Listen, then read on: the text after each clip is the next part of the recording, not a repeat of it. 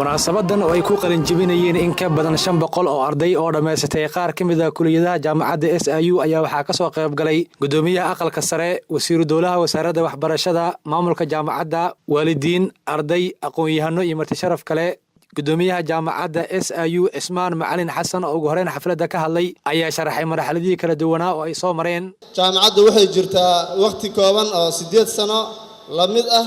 laakiin meesha ay gaartay iyo ahdaafta ay gaartay waa meel aad u sareysa waxaan rajaynaynaa insha Allah taala inay hore u sii socon doonto wasiiru dowlaha wasaaradda waxbarashada iyo tacliinta sare Cabdiraxmaan Maxamuud Cabdulla Jaabiri ayaa sheegay in fursadaha shaqo ee dalka ka jira looga faa'iideyn doono ardayda waxbaratay golihii wasiirada u dambeeyay waxaa la ansixiyay xakamaynta dadka ajaanibta dalka jooga sida ay si lamid ah waxa socda in tirakoob lagu sameeyo dadka ajaanibta oo dalkan ka shaqeeya waxaan rabnaa inaad ogaataan dhalinyarooy inaad ogaataan dalkan annaga iskale fursadda shaqo oo dalkan laga heli karana waa inuu helaa qof Soomaali oo wax dalkan ku bartay gudoomiyaha aqalka sare mudane Cabdi Xaashi Cabdullaahi oo xafladda soo xiray ayaa ardayda ku booriyay inaysan caajisin oo ay waxbarashada halkooda ka sii wadaan isla markaana ay ku dadaalaan sidii ay uga qayb qaadan lahaayeen horumarka dalka waxaan ku boorinayaa dhalinyarada maanta shahaadadii koowaad qaadanaysa inay aqoontooda sii kordhiyaan oo halka ka socoto waxaan isleeyahay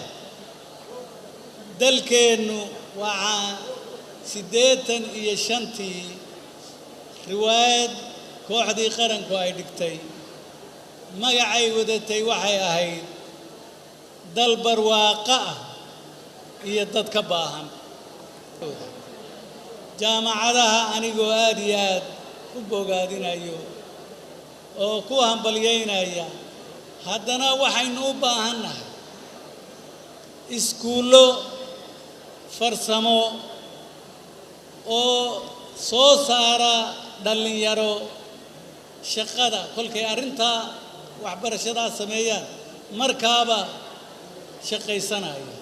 ugu dambeyn qaar kamid ah ardayda qalin jabisay oo la hadlay warbaahinta qaranka ayaa cabiray shucuurtooda ku aadan guusha waxbarasho ay gaareen aad iyo aad ayaan u faraxsanahay maanta waxay tahay maalintii oo aan dhashay oo camal waxaana mahaddaas iskale mas'uuliyiinta wasaaradda warfaafinta oo runtii gacan weyn igu siiyay in maanta heerkan aan soo gaaro waxa aad ugu faraxsanahay maanta xafladeeda qalin jabinta galaas 2018 waxa aad ugu mahadcelinayaa jaamacadda oo ka soo qayb qaadatay wax badan oo nala soo dadaashay waxa si qaas halka uga mahadcelinayaa eedaday oo ani igu soo dadaashay si qaas ah Xabiib Axmed Cali warbaahinta qaranka Muqdisho